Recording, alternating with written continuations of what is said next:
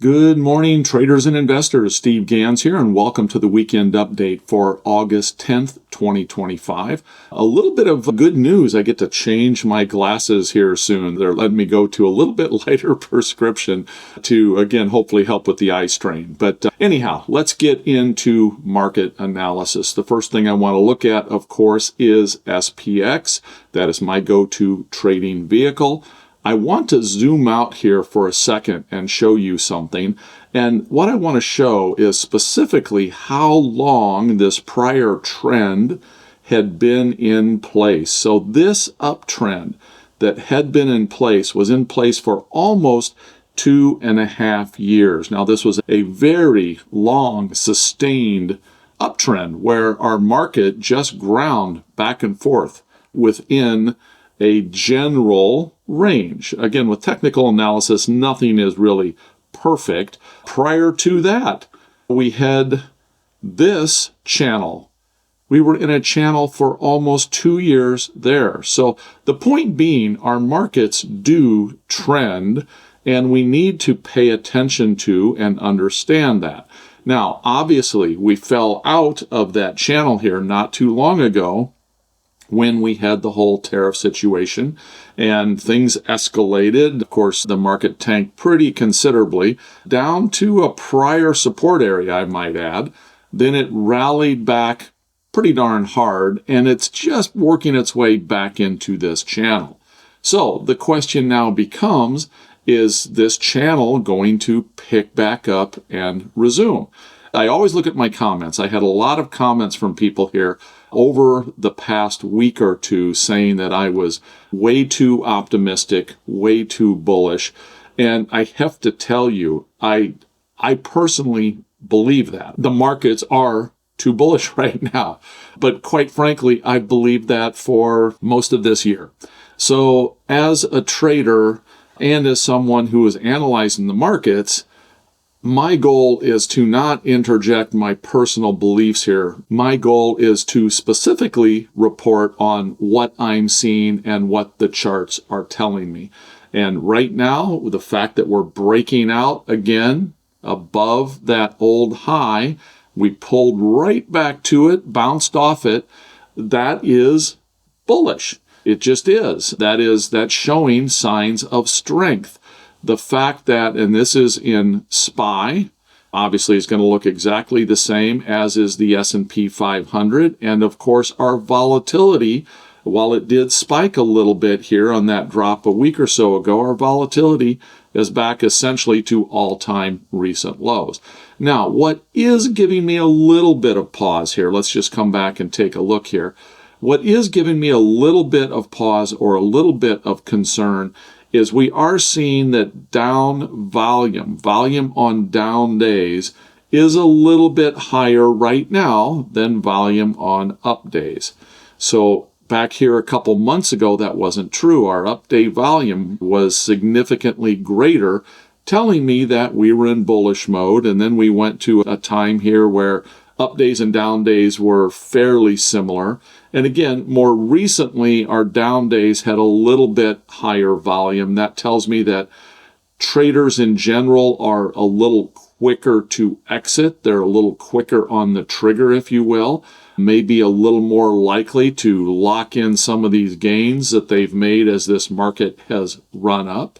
That is not big yet. We're not seeing big down days like we were back in here or even in here, but they are a little elevated over the up days right now. So if there is something that gives me a little bit of pause, it would be that for right now.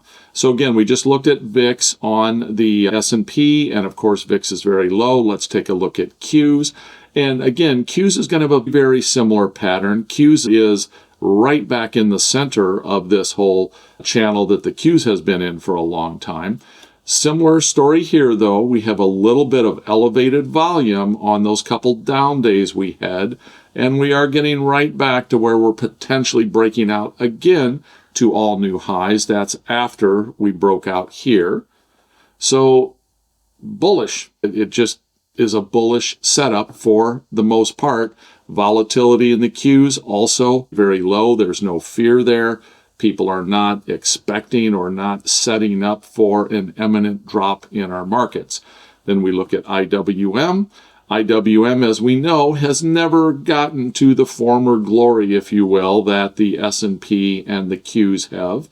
IWM tends to be more of the banks and a lot of the smaller cap companies.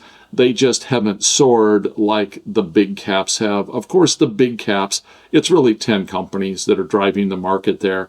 The tech-related companies, which is, of course, also why the Qs are being driven. But same thing here in IWM. On those down days, our volume did pick up a bit. But also in IWM, no real fear in the market here either. So at the end of the day, right now, I am still bullish in nature. Personally, my gut tells me there's a lot of things behind the scenes here that could potentially crack what's happening. But what the markets are telling me, what the charts are telling me, is that's not happening. Even though I'm bullish, because we are coming into what I'll call some resistance area in these symbols, and I do think that we could get a little bit of a pullback, what might be an options trade that I would consider in that scenario? So if we were to continue to rise up here a little bit over the next couple of days and the SPY got back to around that 640 range, what might be a trade that I would maybe consider? Again, if I was full on bull mode, we may very well go through that, and we may very well go through it anyway. But I'm expecting maybe a little bit of resistance there for a few days, maybe even a little bit of a pullback or retracement. That doesn't mean that I'm out of bullish mode based on what the charts are saying, but I do think this could be some resistance. So if I held that opinion, what might be an options trade that I would consider there? And these are trades that I like to share every week. In fact, before I do that, let me just show you the trades from the 3 prior sessions that I shared. So these are the 3 prior trades, and again, they're doing okay. And if we look at the SPY one that is getting a little bit of pressure right now, real quickly, we can see that on the SPY trade, of course, that big run up here this last week definitely is pressuring this tent to the upside. But my premise back then, my premise today is still that I don't know that we're going to punch through that 640. So, this trade, if we don't punch through that 640, this trade is going to end up nicely profitable as well. So what about a new potential trade? I would consider a trade like this, again, in paper. This is all about learning, but I would consider a trade like this. It is a debit trade. I'm going to be buying this put spread right here. My maximum risk is $390. It's what I pay for this trade. In order for this trade to be profitable, again, we're trading right in this range at 637. I need to stay under my break-even point here. My break-even is 646. So in this case, I'm buying the 650, I'm selling the 645, and that is what creates up this put spread. Now, I have a maximum profit potential of $110 if our market stays below my strike, in this case of 645. And I have a 76% chance of profit in this trade. So those are the metrics behind this. So I'm going to go ahead and I'm going to save this trade. I'm saving these now as weekend updates. So I'll just put a date on this one of 8/10/25.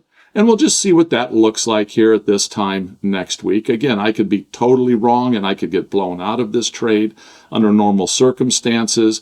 I would personally, if I were trading this live, again, I'm not recommending it as a trade. It's a paper trade for learning purposes. But I would probably have an alert going on this that if I broke up through maybe the 642 range or so, I would probably have an alert to go ahead and close out this trade for a small loss. Because 640 right now is that high point. That's a ceiling. So if we break above 640 and we stay above 640, a little spike up and back doesn't really count for me. But if it breaks above that 640 and maybe closes above that 640, that means that we are potentially going higher, and I would look to shut the trade down at that point. So I hope you find this of value. Please, if you do, give me a like, a thumbs up, subscribe. If there's other topics you'd like me to consider covering, also let me know that in the comments below. I take a look at all of the comments. So thanks so much, everyone. Have a great weekend.